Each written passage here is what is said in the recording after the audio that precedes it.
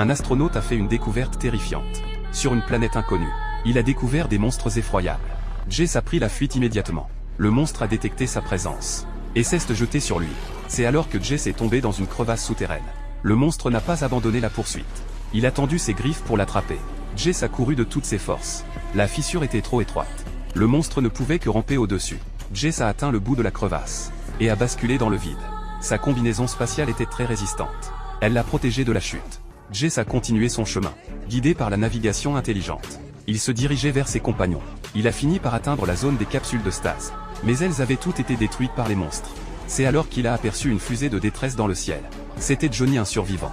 Jess voulait aller le sauver. Jess n'a pu que regarder son ami mourir. Il s'est caché derrière une capsule, sans oser faire le moindre bruit.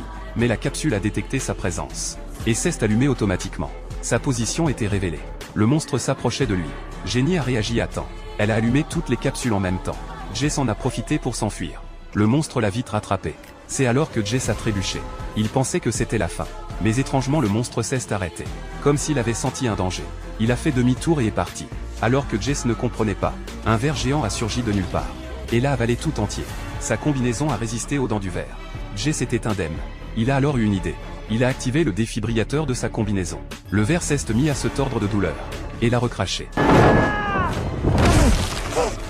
Voyant le ver revenir à l'attaque, Jess s'est faufilé dans un trou dans un arbre. Il l'a traversé, et a échappé au territoire du ver. Il ne lui restait que 3% d'oxygène. Jess s'est précipité vers Jenny, alors que son oxygène allait s'épuiser. Il a trouvé la capsule de Jenny. Une fois la capsule ouverte, Jenny lui a branché un tuyau d'oxygène. Après un moment de repos, Jess a réussi à dégager la jambe coincée de Jenny. Ils avaient tous deux une seconde chance. En sortant de la capsule, ils ont vu des créatures extraterrestres les encercler. Ils ont couru vers l'épave du vaisseau Polari. Une seconde avant d'être rattrapés, ils ont fermé la porte du vaisseau. La porte a coupé en deux le monstre qui entrait. Jenny a expliqué à Jess que c'était un énorme entrepôt de ravitaillement. En restant à l'intérieur, ils auraient assez de nourriture pour longtemps. Mais avant de se réjouir, ils ont découvert un œuf géant en train d'éclore dans la salle de contrôle. Une créature en est sortie. Ils se sont réfugiés dans le couloir voisin. Ils devaient partir et trouver un endroit plus sûr. Ils ont suivi le couloir jusqu'au bout. Quand le monstre a chargé, la porte du couloir s'est bloquée.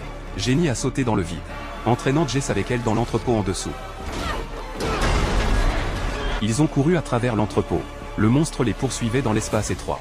C'est alors que Jess a remarqué des capsules de stase suspendues au plafond. Il a eu une idée pour vaincre le monstre. Il a grimpé rapidement dans une capsule et a attendu le moment parfait. Quand le monstre est arrivé sous la capsule, Jess l'a déclenché. La capsule s'est écrasée sur le monstre. La créature était enfin éliminée. Ils étaient enfin hors de danger.